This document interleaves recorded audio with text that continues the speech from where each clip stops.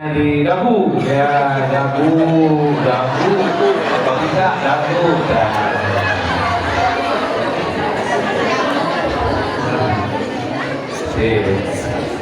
syaratnya jangan ikut-ikutan.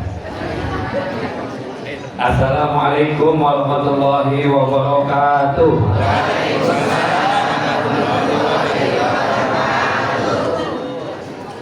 Mohon maaf, ini air keramat sengaja kan diambil. Alhamdulillahilladzi khalaqal insana 'allamahul bayan. Asyhadu an la ilaha illallah wahdahu la syarika lah wa asyhadu anna Muhammadan abduhu wa rasuluh. Allahumma shalli wa sallim ala sayyidina Muhammadil fatihi lima ughliq wal khatimi lima sabaqa nasiril haqqi bil haqq wal hadi ila siratikal mustaqim wa ala alihi haqqa qadrihi wa miqdaril adim. Amma ba'du. Bapak Ketua DKM Masjid Al-Muttaqin beserta jajaran pengurus panitia, Bapak Kapolsek Bogor Utara, Tamang Bogor Utara, alhamdulillah, beserta jajarannya dari Babinsa, Bapak Lurah Cipuluh, Masya Allah ya, beserta reng-rengan Pak RW, Pak RT, Ibu PKK, emak-emak, ibu-ibu, nenek-nenek, semuanya satu kelurahan yang hadir hari ini, para kesepuhan, guru-guru kita semua yang hadir, alim ulama, siapapun yang hadir, mudah-mudahan kita semua dirahmati Allah Subhanahu wa Ta'ala.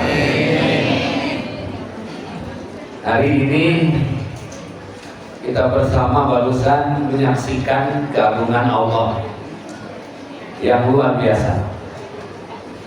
Ini keagungan Allah, seorang yang diberi kelebihan. Kalau kita di kampung ya, ngaji Pak, sejam udah teler. Beliau sejam setengah. Subhanallah. Katanya resepnya cukup satu, menikmati. Maka kalau ini duduk sila rapi menikmati, insya Allah sampai besok ceramah nggak ada masalah.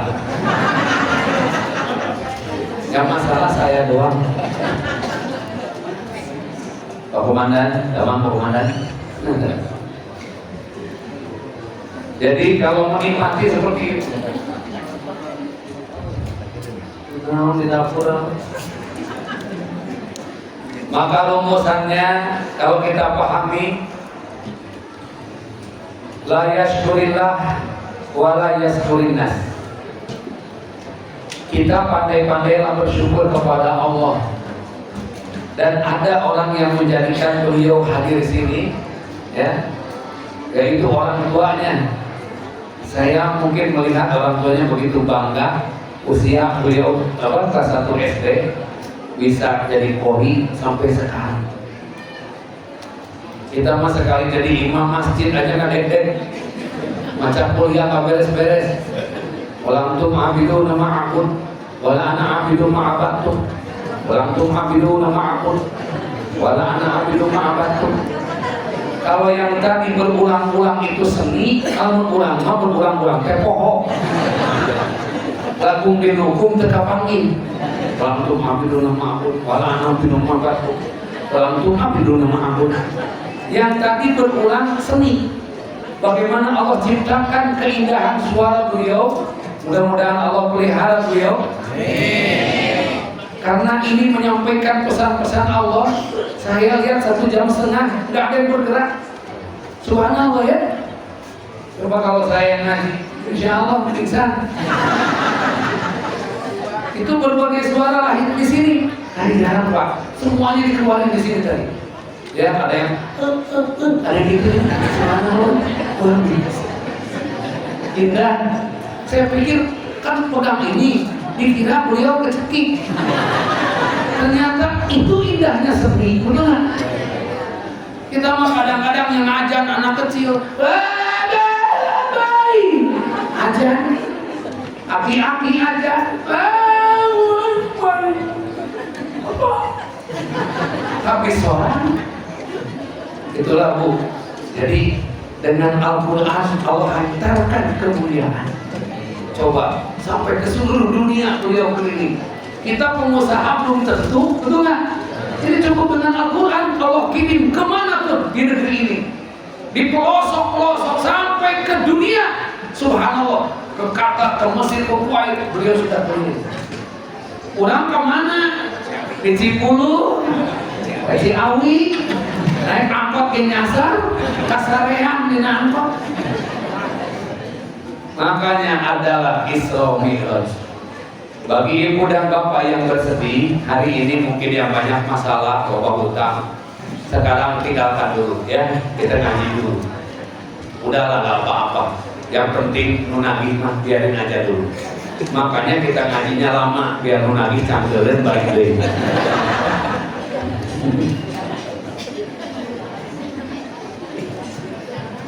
Allah menjadikan Isra Mi'raj itu hadiah terbesar buat Rasulullah. Saat itu Rasulullah SAW sedang berduka, bersedih karena paman yang dicintainya, maaf, karena istri yang dicintainya yaitu Siti Khadijah meninggal dunia. Ditambah lagi pamannya, siapa namanya? Abu Thalib meninggal dunia. Lagi sedih begitu, Allah perintahkan kepada malaikat Jibril, wahai Jibril, janganlah bertasbih malam ini. Wahai Israil, jangan kau cabut nyawa malam ini. Maka datanglah ke Mekah, temui seorang yang mulia di sana. Malam itu Pak, malam 27 Rajab, malaikat Jibril itu dengan malaikat Israil dan malaikat Mikail datang bertiga kepada Rasulullah SAW. Untuk apa? Untuk itu tadi, membawa Rasulullah menuju Allah Subhanahu wa Ta'ala. Saya kemarin malam bercerita di sana. Isra Mi'raj Pak, kalau diterjemahkan oleh akal nggak akan sampai, betul nggak? Semalam sampai ketemu Allah, turun lagi membawa pesan yang mulia sampai akhir zaman. Diibaratkan 2 ekor cicak. Cicak itu sedang ngeklok, lagi main di lapangan terbang Soekarno-Hatta. Jadi ada 2 cicak lagi main di Soekarno-Hatta. Gak apa-apa, dan memang cicaknya juga tinggal di sana. Kan di Mekah juga ada cicak, di kecamatan ada cicak, di kelurahan ada cicak. Ini di cicaknya itu ada di lapangan terbang, lagi main berdua di dinding tembok. Ternyata ada kargo lewat, yang satu loncat ke kargo. Kargo masuk pesawat, terbanglah pesawat itu menuju Belanda. Sampai di Belanda pesawat turun, kargo keluar, cicak kaget. Hah? Ini kenapa? Kok ada salju? Dia bingung, loncat kembali ke pesawat. Pesawat balik lagi ke Jakarta. Sampai di Soekarno-Hatta dia turun, ketemu lagi dengan temannya yang masih nekrok. Kata dia, hei, ada apa? Katanya, mana? Ngalir kata gitu. Kata temannya, hei, ada apa? Itu di Belanda hari ini musim salju. Apa kata temannya yang masih nekrok? Dasar cap-cap keok, mungkin ke Belanda. Nah itulah, ketika Rasul pulang Isra Mi'raj, disampaikan kepada penduduk Mekah, pasukan Abu Jahal dan lain-lain itu tidak percaya dan menyebutnya Nabi seorang yang sudah gila. Makanya pun kalau pakai akal nggak nyampe, pakainya perlu pakai iman. Ustaz Dadang dari BNR ke sini naik apa? Tuh, mobil mana? Iya, panitia cuma WA, sudah sampai mana Pak Ustaz? Gitu doang. Ngongkosan ente, ngajemput ente, minta cepet kali, segera Pak Ustaz, nanti Pak Kiai yang satu keburu datang. Kita datang lebih awal. Subhanallah, duduk sampai ke sini, ibu nggak usah tahu saya naik apa, betul nggak? Udah sampai, tadi masih di BNR, sekarang sudah sampai. Itulah namanya perjalanan. Makanya kalau orang-orang pusing model ibu bapak ini, sedih-sedih begini wajahnya, wajah banyak masalah. Hari-harinya kan pusingnya pusing. Maka bagaimana supaya kita paham apa yang diperintahkan dalam Isra Mi'raj, yaitu perintah sholat yang diterima adalah sholat yang khusyuk. Innallaha lakabiratun. Ya imam, innaha lakabiratun illa alal khashiyin. Sungguh itu sangat berat kecuali bagi orang yang khusyuk. Siapa mereka? Nah, ibu bapak ingin tahu bagaimana supaya khusyuk? Tahu nggak? Apa kira-kira syaratnya supaya khusyuk? Khusyuk teh makanya jangan menilai kehusuan seseorang. Ini malah lagi sholat temannya dinilai saya sama kurang khusyuk, kurang oyak-oyakan. Atau mainan oyak khusyuk, mainan bener mikiran curug batu. Makanya khusyuk syaratnya ada 5. 1, sempurnakan ilmunya. Kalau ilmunya sudah sempurna, insya Allah sholatnya khusyuk. Ada sholat yang 2 kali ruku dalam 1 rakaat, sholat naon? Ada nggak sholat 2 kali ruku dalam 1 rakaat? Ada. Sholat apa? Sholat apa? Sholat apa? Ini mah nanti jawabannya. Yang lain sholat apa? Ada enggak? Sholat apa? Bingung. Sholatnya orang lupa. Sholat gerhana. Kalau kita tidak tahu ilmunya, ikut sholat gerhana. Pertama, imamnya panjang bacaannya, hampir 1 juz. Kan bunyi di belakang. Belum berhenti. Udah beres imamnya ruku sami Allah, kemudian baca lagi Fatihah. Kitanya nggak tahu ilmunya. Subhanallah, subhanallah, subhanallah. Gitu. Kata-katanya mengingatkan orang lupa pakai subhanallah. Bukan karena mengingatkan, dia itu tidak tahu ilmu. Jadi polisi harus tahu ilmu, ya nggak? Jadi ustaz harus tahu ilmu. Ngaji tadi, masya Allah, saya mau terkepikiran, kita kumaha diajarna, betul nggak? Makanya topik pikiran mesti gini, saya nikmati suara itu nggak? Iya. Sekali-kali makanya bapak-bapak yang berjanggut siap-siap tuh kalau suruh jadi imam. Sekarang udah rapi, tahu-tahu bapak berjanggut, pas komat imam belum datang. Mau ajin ngalir nengok bapak imam, kenapa saya janggotan? Sudah jadi imam. Resiko Ustaz, saya mah makanya kemana-mana jangan pakai kopiah, jangan ditunjuk jadi imam. Iya, kan ada tuh waktu di rest area, Pak ke depan Pak, ya bapak aja yang udah agak tua. Bener itu? Subhanallah, Allahu Akbar. Bismillahirrahmanirrahim. Alhamdulillah. Atuh eta masih gasin deh. Ulah ngambil dan lagi hese. Ayo diganti kiraku. Kan aneh yang diganti. Maka tahu ilmunya. Orang yang tahu ilmunya insya Allah hidupnya tenang. Ibu naik motor, ya, pakai helm, pakai ada semua. Pas di lampu merah, lampu hijau, kuning, ngebut, merah, dikebut terus. Sampai di pojok ada pak polisi. Kaget si ibu. Selamat siang. Siang Pak. Ibu, kenapa? Terburu-buru Pak, maaf. Ibu nggak tahu itu lampu merah. Pak, Bu, lampu merah bisa bahaya. Kenapa ibu lewat terus? Maaf Pak, saya lihat lampu, tapi saya nggak lihat Bapak. Nah. Kalau saya lihat Bapak masih hijau juga, saya berhenti Pak. Ini karena nggak lihat Bapak, udah merah nggak kelihatan Pak semuanya. Subhanallah. Makanya kenapa orang jarang melakukan sholat dengan tertib, karena nggak lihat Allah. Itulah pakai iman, betul nggak? Masya Allah. Di sini tilang ya. Hati-hati. Jangan merasa diri kita nggak ada yang mengawasi. Kadang-kadang sholat juga punten Pak, sholat kayak bebek berenang. Assalamualaikum. Kalau sholat sendiri gerakannya bahagia. Kalau imamnya pendek bacaannya bahagia. Kata imam, qul huwallahu ahad, Allahu somad. Begitu imam baca Yasin stres.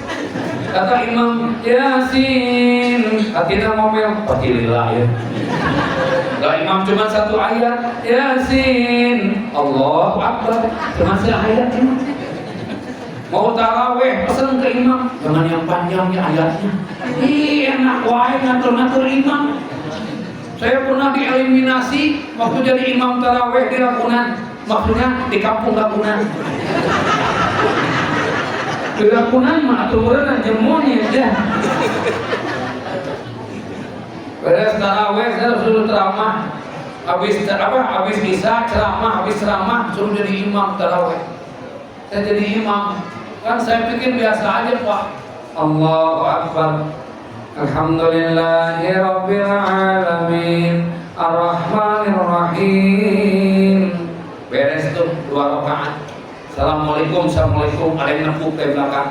Pak Ustadz maaf, imam asli sudah datang. Saya bingung. Saya bilang saya juga imam. Ada yang asli di sini Pak Ustadz. Dari tadi ngeliatin katanya. Oh ya? Ya. Saya bilang terus gimana saya? Pak Ustadz di sebelah aja. Nah dekat pantok itu jendelanya sampai ke bawah. Jadi bisa dilangkahin. Saya berhenti di situ. Tahu-tahu benar imam asli maju. Allahu Akbar.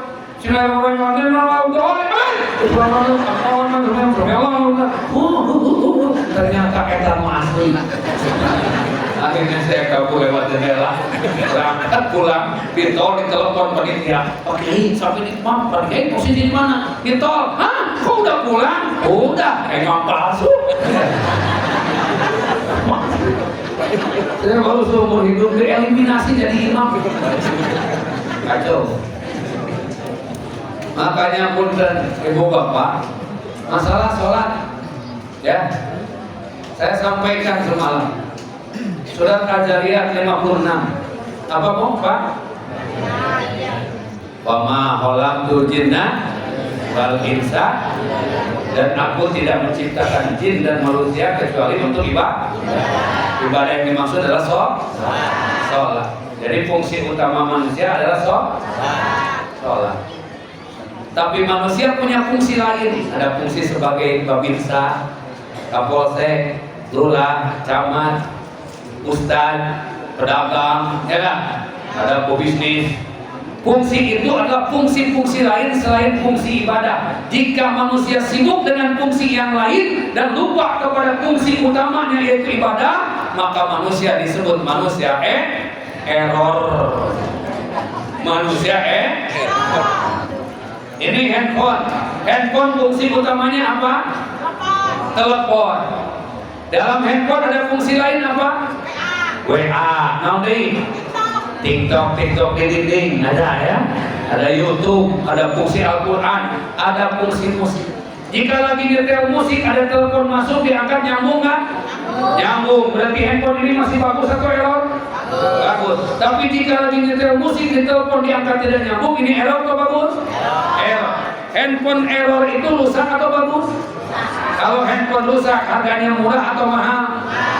Murah. Itulah manusia. Jika sibuk dengan urusan dunia, lupa ibadah kepada Allah, maka dia disebut manusia error. Harganya murah di hadapan Allah Subhanahu wa Ta'ala. Halo. Di dunia dihargai, dihormati, di hadapan Allah nggak ada nilai. Buat apa? Makanya punten Pak, ya, Bapak ini kan tanggung jawabnya dunia akhirat. Tapi Bapak ini juga resikonya besar. Coba saya tanya, siapa yang ibunya meninggal duluan? Katakan. Yang ibunya meninggal duluan. 1, 2. Yang bapaknya meninggal duluan. Angkat. Lihat Pak, bapak meninggal duluan lebih banyak daripada ibu. Maka bapak jangan tenang-tenang. Ini meninggal duluan. Kan udah ada testimoni ini. Betul nggak? Betul nggak? Karena bapak itu mudah kena stroke. Stroke itu penyebabnya 2. 1, stroke gaji sedikit. 2, stroke belanja banyak. Makanya emak jangan banyak belanja. Isi bapaknya. kalau dasar rumah. Ilmu sempurnakan ya. Di sini ada ustaz, kiai, ulama, belajar. Kayak baca Al-Quran tadi, masya Allah. Saya mah baru tahu tuh baca Al-Quran tadi. Idza jaa nasrullahi wal fath. Ada haknya di ujung. Iya. Wal fath. Itu subhanallah. Kasih. Idza fath. Kasih lemah. Terus-terusan. Kasih saya mikirin eta. Dan kita masuk pikiran batur. Betul. Tapi belajar mah boleh. Oh, Pak, ilmu. Bertetangga harus pakai ilmu. Nggak pakai ilmu repot. Segala noongan punya tetangga. Tetangga punya TV anyar ditoongan sampai coplok hordeng ke noongan tetangga. Tetangga punya motor baru stres. Bagaimana hidup begitu? Nggak pakai ilmu. Maaf, Bu, Ibu. Ibu bapak rumah di gang berdoa kepada Allah minta mobil, dikasih oleh Allah mobil, disimpannya di mana? Parkiran. Di parkiran, namun kebagian namun teu diharap ini tuh di jalan. Ayo mas saya tulisan dilarang parkir di sini ya lah. Kalau punya kendaraan punyalah parkiran. Wah kan disimpan diharap. Si bapak rek sare jam 10 cek istrinya, Pak, ada apa? Liatin mobil, lupa tahu. Liatin ada. Balik si bapak ada mah, alhamdulillah. Jam 11, Pak, ada apa lagi? Liatin mobil, balik deui tahu. Balik deui ada mah, alhamdulillah. Jam 12, Pak, ada apa lagi? Bapak bobogi di mobil. Bobo aja suaminya di mobil, istrinya di rumah. Terus kapan bahagianya? Halo? Orang kaya bahagia nggak? Bahagia nggak? Belum tentu. Kenapa belum tentu? Karena kita belum kebagian kaya. Makanya kebagian dulu baru bahagia. Makanya pakai ilmu bertetangga, tetangga di sini punten ya, kita gang sepit-sepitan. Yuk saling memahami. Eta ilmu sholat mah saling memberi jalan, betul nggak? Di dalam sholat coba subhanallah Pak, rapi, tidak ada pembeda, mana kapolsek, mana ajudannya, mana ini sejajar, saya beda-beda, betul nggak? Halo? Sekarang mah orang kaya, orang miskin, Pak Kapolsek, Pak Lurah, suka beda-beda. Orang kaya mah meninggal juga maaf, kuburannya kelas 1, dalam kuburannya. Kalau orang miskin mah kuburannya kelas 3, udah dangkal kakinya keluar sebagian. Karena yang galinya males kurang komisi. Makanya kalau orang hidup tidak ingin banyak perbedaan, hiduplah di masjid. Masjid tidak membeda-beda. Siapa yang duluan berbarislah menghadap Allah. Gak ada menghadap siapapun, betul gak? Takbirnya sama. Mentang-mentang profesor kayak penghalukna, gak bisa kewe meskipun imamnya lulusan SD, milu, bener gak? Gak ada. Nah, saya profesor, paneri, daya. Semuanya sama. Maka gak ada yang sombong. Rumusan kita punya ilmu dalam bertetangga, tidak boleh sombong. Apa yang dibanggakan, betul nggak? Manusia punya gelar profesor, doktor, insinyur, meninggal dunia, gelarnya apa? Almarhum. Disebut tuh profesor nggak? Enggak. Ayam punya gelar nggak? Enggak. Mati, gelarnya banyak. Ayam bakar, ayam goreng, sate ayam, soto ayam geprek, ayam nangkring, ayam taliwang. Ini ayam mah gelarnya banyak, cicing wae, terus sombong. Kita mah baru punya gelar satu aja. Mau tak? Ribut anak itu pun namun di kuburnya kebagian, muntuk di sisi solokan. Di walungan, betul nggak? Makanya punten gak usah bangga-banggaan. Orang sholat tenang, batinnya tidak sombong. Kenapa? Karena dia yang diagungkan hanya Allah. Dan hanya disitulah sewaktu-waktu kita memahami bahwa dengan sholat kepala lebih rendah daripada pantat. Betul nggak? Halo? Bapak sujud kepala kita lebih pantat, lebih tinggi, lebih rendah atau dari pantat? Lebih rendah. Makanya tong somse sholat kita kepala kepala kita lebih rendah dari pantat, betul nggak? Maka jangan merasa diri kita saya apaan, maut almarhum. Nggak ada gelar. Saya pernah ceramah di Pondok Indah, ibu-ibu gangnya panjang segini, atau emas atau kaleng. Begitu ditanya siapa yang bertanya, saya, rombong. Pada ditunjuk silakan bu, gak jadi mau Ustaz. Iya. Repot. Pakai ilmu, tidak boleh sombong. Apa? Sholat mengajarkan kemuliaan, bukan kesombongan. Allahu Akbar, Allah yang maha besar. Kita kecil. Apa sih kurang mau digerenin, dikasih gede untuk gede bu? Betul nggak? Sakit gigi, nyut, itu terasa. Betul nggak? Sabar atau syukur? Sabar atau syukur? Sabar, nyahutan. Tapi kalau ke dokter syukur, alhamdulillah dokter gigi punya rezeki gara-gara saya sakit gigi. Tapi jangan kecewa kalau datang ke dokter gigi ada tulisan maaf dokter tidak praktek karena lagi sakit gigi. Dan dokter juga punya gigi. Begitu sampai ke dokter diperiksa, bu, ibu, kenapa dok? Sakit nggak bu? Sakit dok. Dokter tok dok, sakit dok. Bersyukurlah bu. Kok bersyukur dok? Saya sudah hitung gigi ibu 38, yang sakit hanya 1. Bayangin kalau 38 gigi sakit kabeh. Gigi ibu.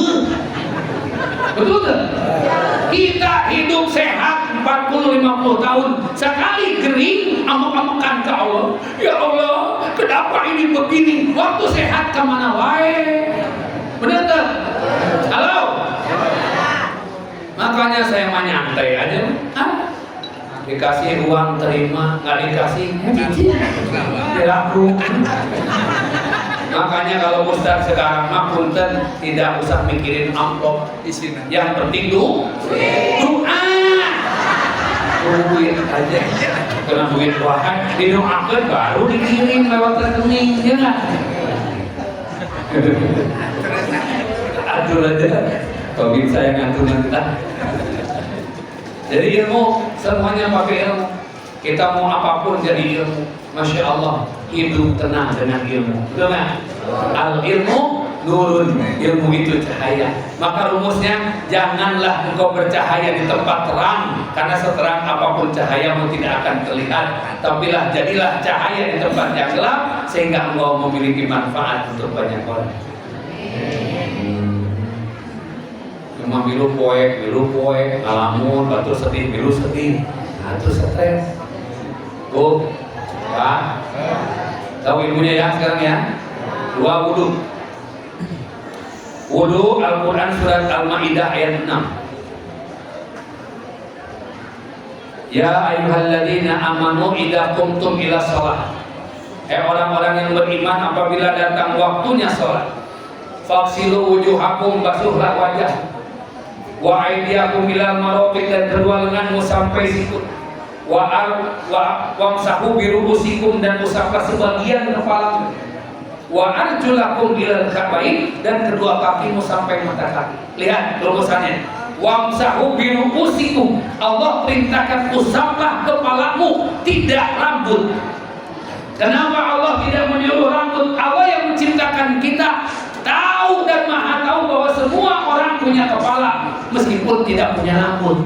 Makanya yang diperintah usap kepala, bukan usap rambut. Kasihan kalau disuruh usap rambut. Ini yang bodoh, di sini nggak ada, usap di sini nggak ada, terus usap dulu yang mana? Kan repot. Maka disebut wamsahu biru usikum, roksun itu kepala, usaplah kepalamu, bukan rambut dari toilet. Ibu wudu kadang-kadang mau pakai make up mau ngaji, kentut langsung sibuk. Wudu heula, pakai tisu. Sieun luntur, amin. Ini make up dari Allah. Kenapa takut luntur? Betul nggak? Ini make up terbaik itu wudu. Kawayan sholat, lagi sholat kentut. Pas beres sholat dipanggil imam, kawayan tadi kamu kentut, iya. Batal kawayan? Enggak. Batal? Enggak. Kenapa enggak? Saya emang nggak wudu dulu, kata si kawayan. Si kawayan juga ngaji, kentut itu membatalkan wudu, bukan membatalkan sholat. Makanya dia sholat nggak pakai wudu supaya kalau kentut nggak batal. Itu namanya kawayan.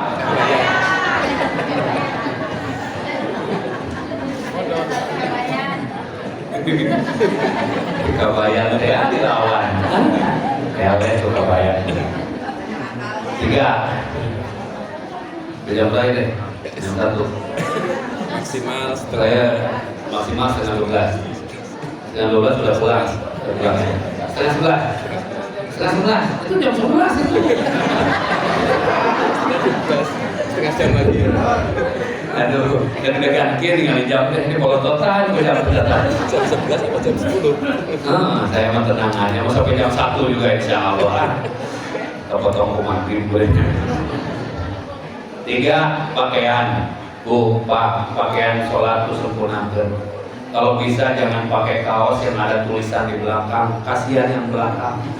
Bapak khusyuk yang belakang maca. Dan pas lagi kaos nate hadiah tina kopi. Bapak khusyuk. Yang belakang Allahu Akbar dibaca kopi cap kopi. Kopi nikmat. Mending kalau kopi, kalau Irma calon anggota dewan atau calon bupati wali kota nempel duaan di tukang pas yang belakang bukan pendukungnya. Allah Akbar, mau dipilih semuanya. Ya Allah, lain menit. Gara-gara kaos kan.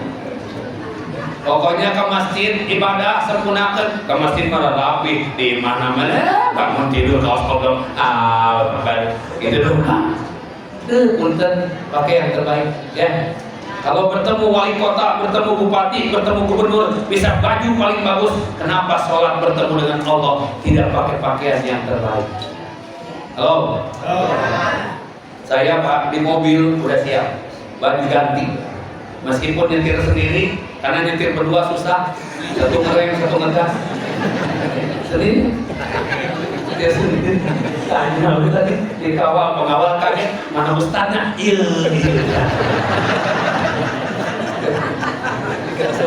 Dikira sopir. Saya pernah ceramah di satu tempat Pak Menteri di Jakarta, ya di Dharma Wangsa. Saya kan itu udah ada tulisan parkir ustadz, ya. Nah begitu sampai Pak, Pak Ustadz ya, iya. Di belakang Pak parkirnya. Ustadznya udah turun belum? Saya Ustadznya. Ada Pak yang lebih parah lagi di DPR RI. Saya udah 5 tahun ini halal bihalal di sana jadi Ustadz. Alhamdulillah. Jadi nggak usah mikir nanya amplop dulu. Ya. Karena kita pakai mobilnya mobil biasa, satpamnya nggak tahu dan saya nggak daftar. Pak parkir di mana? Oh sana Pak, Bapak mau hadir acara? Iya. Belakang Pak, belakang masjid. Belakang masjid tuh tempat jaganya Pak polisi. Jelas. Saya parkir di sana ada tukang mie ayam, ngemih dulu saya. Ngemih dulu bebas nyantai, aduh enak. Protokol telepon, Pak Kiai sudah sampai mana? Sudah sampai di sini. Ah, parkir di mana Pak Kiai? Kami sudah siapkan jemputan. Di sini di belakang masjid lagi ngemih. Ah, Allah Akbar. Sama siapa Pak Kiai? Kenapa parkir di sana? Ya memang disuruh di sini. Enggak, di sini di depan. Ah, di sini aja dulu. Dijemput tuh pakai itu. Wah, mobil gua dijemput. Maaf Pak Kiai, mohon maaf. Ya gimana udah di sini enak ngemih dulu gitu ya. Padahal ya Allah, beda-beda amat di dunia ini. Kita teh harus jadi orang kaya, gitu ya? Kaya Pak. Jangan nyusahin orang. Mobil harus bagus. Ustadz tuh kalau mobil Al-Fatihah. Ini mah kadang-kadang kebingungan. Makanya saya alhamdulillah kesini nggak nyusahin. Allah kasih kendaraan. Malam yang lalu ada telepon masuk, dikasih lagi baru kendaraan di rumah ada. Ya, jadi kalau ibu bapak mau pakai aja. Ya.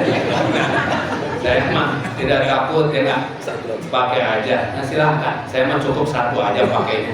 Karena kalau dua susah bawanya gimana? Satu aja susah. Jangan repot. Urusan dunia nggak usah khawatir, bener. Nggak usah pelit-pelit dengan urusan dunia. Zakat berapa persen? 2,5%. Kalau uangnya 1 juta berapa zakatnya? 25.000. Ringan kan? Kalau uangnya 100 juta berapa zakatnya? 2,5 juta. Ringan? Ringan. Kalau uang 1 miliar berapa zakatnya? 25 juta. Ringan? Tuh nggak ada yang ngomong ringan. Anda duitnya belum ada. Baru mikir udah susah. Pantes kita maju-maju, belum punya aja udah kopet. Kalau suaminya ngomong ke istrinya, sayang, ada apa? Saya kan mau ulang tahun, papa kasih hadiah. Subhanallah, serius pak? Ayo serius, kita ke showroom, berangkat ke showroom. Milih mah, wah si istrinya, wah bergetar. Papa terima kasih ya sayang. Iya mah, wah nanti mau kalau mau pengajian boleh bawa ibu-ibu ya. Nggak bisa, nggak ada ibu-ibu. Apaan ibu-ibu diajak-ajak? Tapi kan kasihan pak, nggak ada. Kalau gitu nggak jadi. Memang mobilnya mana? Belum ada. Mobil belum ada, udah pelit. Baru dipikirin beli juga belum. Jangan-jangan cuma ngeliatin doang, betul nggak? Makanya punten urusan dunia mah biasa aja. Ya, saya alhamdulillah pak dikasih diambil. Lihat tuh di Java di Amerika kan ada tuh namanya Los Angeles, apa? Oh, Los Angeles pak, ya. Sekarang jadi Los Angeles, betul nggak? Ini dalam satu waktu set Allah ambil 12.000 unit rumah, harganya di atas 100 miliar, nggak ada apa-apanya. Rumah kita memang bukan anti api, tapi tidak ada api yang membakar. Ini lebih nikmat, betul nggak? Rumah-rumah di sana anti api, kalau Allah mau mah nggak ada anti bagi Allah, ya nggak? Langsung angus. Makanya ibu bapak nggak usah pelit-pelit hidup mah, bentengi semua dengan sedekah, ya nggak? Karena tuh kotak amal tadi ada tuh, asup 2.000 tutupin lubangnya, takut ketahuan. Begitu 50.000, ada apa? Susah masukinnya, kocak. Makanya nanti di dalam kubur datang cahaya putih. Kata Nabi, siapa yang bersedekah di dunia nanti dihadirkan cahaya putih di akhirat. Dalam kubur datang cahaya. Assalamualaikum, waalaikumsalam. Siapa engkau? Saya amal pahlamu di dunia. Waktu kapan? Isra Mi'raj. Kecil amat, 2.000. Ada yang tinggi besar, gagah gua. Kamu siapa? 500.000. Tapi kenapa hitam? Kamunya ria, jadi gosong saya. Aku udah lagi masukin di foto, cek pasang status. Alhamdulillah bisa infak. Hilang pahala. Yunfikun nabi syallah wa dolo, nafkahkan harta di jalan Allah dalam keadaan lapang dan sempit. Sempurnakan semuanya. Untuk apa? Untuk memahami siapa sebenarnya diri kita. Makanya ke masjid mah jangan bilang nyumbang, dan masjid mah rumah Allah, betul nggak? Titip ke masjid, DKM saya titip uang 10 miliar buat kehidupan saya di akhirat, itu betul nggak? Coba kalau punya uang 10.000 sekarang nih diminta oleh DKM 5.000, dikasih nggak? Dikasih. Berapa persen itu? 50%. Sekarang punya uang 1 miliar diminta DKM 500 juta, dikasih nggak? Sama-sama 50%, tapi engap meter. Kasihnya aja, dan belum ada duitnya juga. Lamun boga duit 1 miliar bagikeun, kunaon ari ustad ka mana? Lamun deui we, kada lagi lamun. Ya, ieu belum apa-apa da kopet. Wudu, pakaian ya. Bapak yang pakai baju begini nih, di atasnya jangan nyimpen barang, terutama duit receh, kembalian dari beli rokok. Begitu lumpuh, gorolongan tuh, tinggalikeun. Handphone boleh dibawa, boleh. Ada satu masjid kosong pak, kenapa ada tulisan gede yang bawa handphone harap dimatikan. Aduh, gak ada yang ke masjid. Kenapa? Semuanya bawa handphone. Yang bawa handphone harap dimatikan. Jadi yang bawa handphone akan dimatikan. Gak jadi ke masjid. Salah nulis. Harusnya mah tulis yang gede di situ. Jadikan Allah yang utama, matikan handphone untuk sementara. Itu penting. Halo? Yang punya handphone harap dimatikan. Atau yang punya handphone, terus saya punya, balik dulu terjadi ke masjid, siri payah. Padahal nyuruh mainan handphone, tapi dia bilang yang punya, yang dimatikan. Bunyi handphone getar boleh, tapi kalau disapu repot. Allahu Akbar. Ser. Siapa yang nelfon itu repot. Kadang-kadang terkabaleman, sholat tergesa-gesa, musik nanti musik kita teh lagi tenang-tenang tahiyat bunyi teronek cek nu sabelah lagu Oma Irama. kata yang ujung sana, ini lagu pengorbanan. Bayangin Pak, satu handphone bunyi, satu masjid hilang kehusuan. Makanya punten, perhatikan ini. Ini bukan barang mewah, tapi ini bisa membuat masalah. Betul nggak? Jangan, bukan barang mewah kamu dibawa-bawa, simpan ya. Dina sapu parema. Ibu bapak kesini pakai sendal, bahagia. Kemarin ada jamaah nangis, Ustaz, sendal saya hilang. Di mana? Tadi waktu sholat di sini. Berbahagialah Pak. Kok bahagia Ustaz? Bahagialah sendal bapak hilang di masjid daripada sendal bapak belum pernah dibawa ke masjid. Betul nggak? Lebih baik hilang di masjid daripada belum pernah ke masjid. Sendal kasihan. Jadi hisap, betul nggak? Makanya bapak ibu kalau ke masjid pakai sendal yang beda, satu hijau, satu biru. Insya Allah itu mah mau zikir berapa jam juga aman. Sendal nggak ada yang butuh. Ini pakai sendal mahal, stres. Makin mahal barang yang kita punya makin tegang. Betul nggak? Makanya punten, ada Allah itu sayang kepada kita dengan dua. Satu, bisa diberi apa yang kita minta. Dua, diambil apa yang kita cintai. Itu juga tanda cintanya Allah. Jangan salah. Saya ceramah Pak, dikasih bolpen namanya Montblanc. Tahu Montblanc? Itu apa? Lah memang termacul atau bisa ada bolpenan. Montblanc simpen di saku. Setiap ceramah saya bawa. Ada yang pinjam saya kasih. Santri pinjam 2 hari kasih. Pas ke Bandung di BIP itu di Bandung ada pusat Montblanc. Saya datang ke sana, pas lihat-lihat, saya di sini Montblanc. Bang, ini berapa? Ini 1,7 Pak. Hah? 1,7 juta? Iya, saya mulai meraba bolpen saya. Kalau yang ini 3,8. Hah? Pak, Bapak juga ada bolpen, boleh lihat nggak? Ah, boleh nih. Ah, ini yang punya Bapak 4,2. Oh gitu? Iya, masukin. Sama Pak, sejak tahu harganya. Wudu, sebelahnya telan bolpen, sebelahnya ribu, sholat, sujud, kiyo, kesimpulan. Aduh, kasiksa. Sampai ada yang minjem, maaf, lagi habis isinya. Ada hasil lebih. Mulai tahu harga, tahu rasa, stres. Bener. Suatu waktu saya tergesa-gesa ganti baju, kan dari sini nih kayak sekarang jam 1 saya di Kayu Manis. Dari sini ke mobil, nyari rest area, sholat dulu, ganti baju. Itu baju Montblanc di sini. Pulang, ukul-ukul masukin ke tempat cucian. Hilang tuh bolpen. Saya stres pagi-pagi, bolpen, gak datang. Tanya, Bi, ada bolpen enggak? Kemarin mah nggak ada sih. Coba ya kita cari. Kalau peta sapotong kalipat dina eta mesin eta, parotong eta bolpen 4,2. Sejak itu alhamdulillah, subhanallah, diambil oleh Allah. Yang saya sukai, yang membuat saya lupa kepada yang lain. Bener, ingat bolpen wae. Makanya kalau ibu bapak punya sendal mahal, udah jangan dibawa, takut hilang. Bawa kantong plastik, kantongan. Kayak pohon pas dipoto-foto, sendalnya yang ngajinju. Gue bisa stres. Makanya makin mahal barang, makin capek mulut. Betul nggak? Iya. Udah, nggak usah repot. Saya juga insya Allah bahagia aja. Dan tidak bahagia juga tetap aja. Ibu punya duit senyum, nggak punya duit senyum. Kenapa? Nggak senyum juga tetap nggak punya duit. Ya daripada cemberut capek, betul nggak? Ya, kata suaminya, mama bahagia wae, bahagia dong. Punya suami model papi, meskipun suaminya wajahnya rata. Ada suami yang wajahnya rata, senyum enggak, marah enggak. Kalau ditanya, Pak mau makan Pak? Oh. Minum teh enggak? Oh. Udah jam berapa Pak? Oh. Nah gitu tuh, ada rata. Istri sabar, Masya Allah. Insya Allah Bu, yang itu ibu layani surga.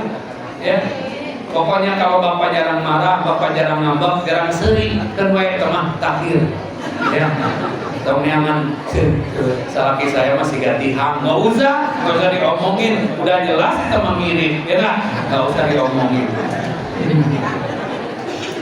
Yang ketiga, agar khusus sholatnya itu adalah waktu. Waktu ya, harus sempurna. Inna sholata kanat 'alal mu'minina kitaban mawquta. Maka sholat kepada orang mukmin itu punya waktu-waktu yang tertentu. Makanya kalau bisa sholat jangan sering-sering, ya cukup sesuai waktunya saja. Ima saking sering-sering rajin sholat subuh, jam 7 masih subuh, jam 8 sholat kene, jam 10 sholat deui. Kunaon cek Ustaz sholat kudu sering. Lain sering makanya sesuai waktu, lain sering-sering hayo we sholat. Ayo nagih hutang, buru-buru sholat. Jangan cek nagih teh pamana sih mah keur sholat. Dan kita mah kadang-kadang sok bohong. Udah coba, ibu air nagih, udah air di bumi. Pakai nu keketok, jangan sahat ningali, mak siga tukang kredit kamari, cek si emak teh, bejakeun emak eueuh. Udah kan jujur, dibuka pantok, Pak maaf, kata emak, bieu emak eueuh gitu. Cek emak bieu emak eueuh, kata emak barusan, emak enggak ada. Nah, itulah jangan bohongin anak. Waktu segerakan, waktu itu ada 3, ya.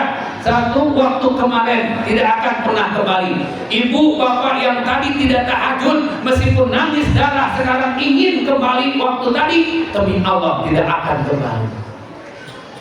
Halo?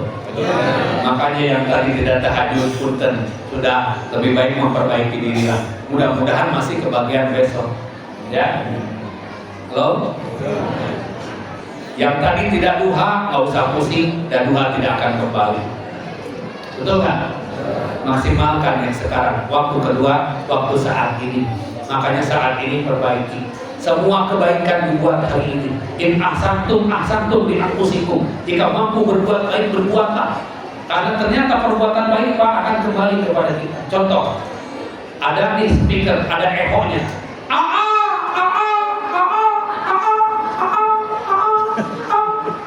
Ada echo, betul nggak? Makin kenceng, makin banyak jawaban. Gak mungkin jawabannya beda. Ya, maka berbuat baik saja. Tapi Pak Ustadz, kalau saya berbuat baik, dia malah mencemooh saya. Berbuat baik saja, meskipun orang tidak memandang itu perbuatan dia apa kita baik, tapi Allah Maha menyaksikan perbuatan kita. Karena kita bukan cari pujian manusia, kita mencari pujian apa? Cari ridho Allah. Makanya berbuat baik nggak usah ingin kelihatan. Berbuat baik janganlah ditunda-tunda. Berbuat baik janganlah ditunda-tunda. Bisi kabur malaikat maut datang. Di Bandung ada orang makan tahu Pak meninggal, usianya masih muda. Makan tahu meninggal. Karena lagi makan tahu kata dokter. Nah itu meninggalnya kata dokter, bukan makan tahu. Si bapak, aduh mau dah hal tahu memang. Maksudnya tahu deket si kata dokter. Jadi waktu yang ketiga waktu esok belum tentu, ada lagi waktunya. Maka Allah menjanjikan wal asr, demi waktu, innal insana lafi khusr, manusia itu rugi. Illal ladzina amanu, kecuali mereka yang beriman, wa amilus sholihat, dan melakukan amal soleh. Maka berbuat baik saja, insya Allah banyak kebaikan. Yang kelima, orang di dalam sholat itu, Bapak Ibu, tidak khusyuk. Kenapa coba? Coba kenapa? Kenapa? Tidak terjaga pandangannya, telinganya, dan lisan. Maka rumus yang pertama, jangan melihat sesuatu yang tidak perlu dilihat. Ini bukan tontonan, jangan. Sekarang punten ya, yang punya Instagram punya nggak? Punya? Mana handphonenya? Oh itu. Yang punya Instagram mana? Bukti aja. Ada Instagram nggak? Nggak punya. Bapak ada? Yang punya Instagram mana? Bapak ada? Coba lihat. Buka Instagram. Ini saya kasih tahu aja nih kejahatan media tuh. Instagram, cek ya. Klik di sini. Lihat gambarnya, ya. Kejahatannya sudah sedemikian. Kita tidak pernah membuka yang begitu Pak Bu, tapi begitu dicek langsung keluar gambar-gambar muka-muka. Gambar aja, kan kita nggak enak. Ustaz lagi buka Instagram, jamaahnya lihat, tahu-tahu Allahu Akbar, kata jamaahnya, Ustaz bukan. Mereka sistemnya begitu. So punya Bapak Instagram, klik keluar gambar nggak jelas, muka-muka. Udah dilihatin jangan, nggak tenang mau, entah dihukum. Sistem Pak kiri, masya Allah. Makanya punten. Ini rumus kehidupan. Kita butuh waktu, ya. Tapi ingat, banyak kita menjadi masalah bukan karena kita melakukannya, bahkan orang lain melakukannya kepada kita. Iya, makanya kita berbuat baik aja, insya Allah. Yang kedua, jangan mendengar sesuatu yang tidak perlu didengar. Yang ketiga, jangan bicara sesuatu yang tidak perlu dibicarakan. Ini mah ibu lihat temennya, ibu kesini ada apa? Jangan ngobrol sama dia ya. Kenapa? Dia mah kemana-mana ngobrolin orang. Kemarin aja lagi ngaji ngobrolin orang. Ih, saya mah suka pusing dengernya. Hari kamu ngobrolin siapa? Kan kamu juga ngobrolin orang. Betul? Ya, jadi konsep kita bangun kebaikan di dalam perumusan kita menjadikan sholat kita jadi khusyuk. Dan yang terakhir, sholat khusyuk itu akan mengundang keikhlasan di dalam membangun kehidupan kita. Saya tanya, Bapak Ibu, halo? Halo? Coba saya tanya, surat An-Nas baca awalnya. Ada kan nama Anas? Ada. Al-Falaq? Ada nama Falaq? Ad-Duha? Ada. Al-Ikhlas? Terus? Allahu Samad? Terus? Ada nama ikhlas nggak? Itulah wujud ikhlas. Orang yang ikhlas tidak pernah mengungkapkan dirinya ikhlas. Maka kalau ada orang nyumbang jangan ditanya, Bapak ikhlas enggak? Jangan, nanti dia ngomong saya ikhlas, berarti terikhlas. Kenapa? Karena diungkapkan. Maka orang ikhlas satu syaratnya tidak mudah kecewa. Saya pernah diundang ke ceramah Pak di Sukabumi, dulu belum ada tol. Katanya Pak Ustadz ditelepon, jamaahnya 3.000 orang, ya saya datang. Meskipun 300, 3 orang saya datang kalau diundang. Berangkat ke sana macet Pak. Gak tahu sampai sana di Al-Huriyah itu lapangannya. Saya berhenti parkir, penuh orang. Saya telepon, Pak, ini acaranya di sini. Ya Ustaz, udah ada parkir, udah Pak, ada tempatnya. Ya Pak Ustaz, nanti saya ke sana. Saya bingung, lapangan penuh, tapi bikin saya kaget. Kenapa kaget? Jamaahnya itu santri TPA, ya santri TK sekecamatan Cijuru. Saya lebih baik ceramah di depan bapak-bapak 5 orang daripada 3.000 anak TK. Kumaha ceramah?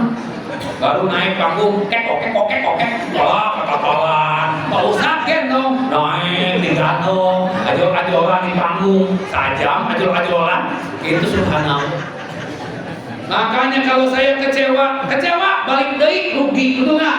Sudah pergi ke sana, sudah jalan jauh, apa? Allah jadikan kebaikan pasti ada hikmahnya. Bener. Setelah itu teh ada donatur ke pesantren, subhanallah. Tiap tahun sekarang ngirim sapi. Itu gara-gara udah tekad. Makanya kalau lihat sesuatu jangan emosi dulu, sikapi dengan baik. Ibu masak buat suami, ya. Udah masak capek-capek nggak dimakan, kecewa nggak? Kenapa kecewa? Nggak dimakan karena ibu masak untuk suami. Coba kalau masak karena Allah, nggak ada beban. Suami nggak makan, kurang yang lapar, dahar kurang, betul nggak? Daripada capek dasar suami nggak tahu diri, berbuat sakit udah dibakar. Nanti anaknya datang, Mama kenapa marah-marah? Lihat kamu, lihat tuh bapak kamu, Mama kan capek dari pagi, sekarang masak, dari makan. Terus Mama apa tuh? Kenapa? Kenapa Mama nikah sama dia? Kata si Mama, nggak ada lagi, tahu? Repot gitu. Makan ke ibu, ciri orang yang tidak ikhlas melayani suami, hari ini nggak dimakan, besok nggak masak lagi. Kata suaminya, nggak masak mah, kemarin juga nggak dimakan. Ya, makanya ibu masak aja. Hari ini nggak dimakan, masak. Besok 5 hari masak. Kenapa? Karena tugas ibu melayani suami. Ya, bukan untuk mencari pujian dari suami. 2, tidak rindu pujian dan penghargaan. Maka orang ibadah nggak usah cari pujian dari manusia. Ya, insya Allah berkahnya banyak. Yang ketiga, jangan rindu balas budi. Nggak usah menuntut balasan dari orang yang kita tolong. Biarkan saja Allah nanti akan menolong kita lewat jalan yang lain. Ke anak-anak jangan ngomong, Mama tuh capek ngurus kamu. Udah tes, kurang diurus satu. Nah, jangan bilang capek dalam ngurus anak. Kenapa? Karena itu kewajiban. ya suami, saya capek kerja, tahu nggak? Ya kata istrinya, nggak tahu. Lebih sakit hati. Udah, mau kerja capek ngapain capek? Kalau capek ya berhentilah, ya nggak usah diomongin capek, tapi pergi lagi. Kayak orang makan sambal pedas, lagi, lagi. Ngapain? Capek kerja, berhenti, ya nggak? Paling nanti bukan capek kerja, capek dimarahin, ya kan? Jadi kerja lagi. Bapak kenapa kerja lagi? Capek dimarahin di rumah, kerja lagi. Ya. Tapi kalau udah kerja jangan bilang capek lagi, nanti suruh pulang lagi, repot. Ya kan? Pak Ibu, yang keempat, yang ketiga, satu apa tadi? Yang tadi, dua, yang barusan, ya. Ciri ikhlas yang pertama ya, tadi dua ya, barusan. Yang ketiga, itu kan. Yang pertama tidak mudah kecewa. Dua, tidak rindu pujian penghargaan. Tiga, tidak rindu balas budi. Empat, tidak membedakan pergaulan. Maka jangan beda-beda. Berbuat baik saja kepada siapapun. Tapi kalau berbuat baik harus terukur. Ini di seberang jalan Pajajaran, kan jalannya dua tuh, ya. Pas ibu bapak lagi jalan, ada ake-ake kacamata hitam pakai tongkat di seberang. Apa yang ibu bapak pikirkan? Orang buta? Bukan. Dia menghadap ke jalan. Kira-kira dipikirkan apa? Dia mau nyebrang. Bapak dengan niat baik kata Ustaz, tolonglah dia. Bapak lari ke seberang, digendong si kakek, dibawa ke seberang, sampai seberang tongkatnya main. Dasar anak muda kurang ajar, saya baru nyebrang, diseberangin lagi. Ternyata si kakek baru sampai, udah lagi nahan. Gitu, dinaikin, pindahin lagi. Makanya berbuat baik juga harus jelas. Karena ada orang niat baik, hasilnya tidak baik ada. Contoh misalnya teman ini ya udah lama nggak ketemu, ternyata dia bisulan di pundaknya, hanya dia nggak ngomong. Begitu ketemu, apa kabar? Allahu Akbar, non. Ternyata bisul kata orang. Niatnya baik memeluk, padahal bisul. Yang keempat, senang beramal sembunyi-sembunyi. Berbuat baik nggak usah ingin dilihat orang. Dan yang kelima, Bapak Ibu, orang yang ikhlas itu adalah dia berusaha lillahi ta'ala, karena Allah. Bapak dan Ibu rahimakumullah, sebetulnya ingin panjang cerita, tapi judulnya seperti ini. Alhamdulillah. Kalau saya tadi dengar Kiai Muhammad tuh bisa 1,5 jam, saya nggak kebagian, jadi 1 jam aja, insya Allah ya. Nanti setengahnya kapan lagi aja diundang, insya Allah. Karena ini udah nengok-nengok dari tadi, nengok lagi, suka nggak enak, takutnya dia tahu-tahu aja kan nggak enak, betul nggak? Kan bahaya kalau gitu ya. Bapak Ibu rahimahullah, bagi Bapak Ibu yang mungkin masih kangen sama saya, insya Allah besok tanggal 7 Jumat besok, silakan ibu-ibu hadir bersama saya, bersama Angelina Sonda di TTM Tajur ya, mangga dengan Angelina Sonda. Ada dari sini datang dekat ke sini, Dermaga Cantik ya, tanggal 16 nanti Dermaga Cantik bersama Unang Bagito ya, bersama Unang. Gitu ya, nggak tahu ya, lagi ngobrol-ngobrol gitu, lawak karena belakang yang keduaan ya, insya Allah kita bersama-sama ya. Saya mohon maaf kalau ada yang kurang berkenan, terima kasih, dan mohon doanya untuk santri tunanetra kami di Tajur. Sekarang sudah jadi 85 orang, itu Bogor Timur Pak. Kita punya santri tunanetra penghafal Al-Quran, sudah ada yang 12 juz hafalannya ya, tunanetra ya. Kalau kita melek insya Allah hafal sampai 35 juz ya. Saking meleknya kelewat Quran itu ya, udah 35 lagi gitu ya, udah aja 30. Demikian, ada pertanyaan? Tidak ada ya, alhamdulillah tidak ada pertanyaan. Demikian, terima kasih dan mohon maaf. Assalamualaikum warahmatullahi wabarakatuh.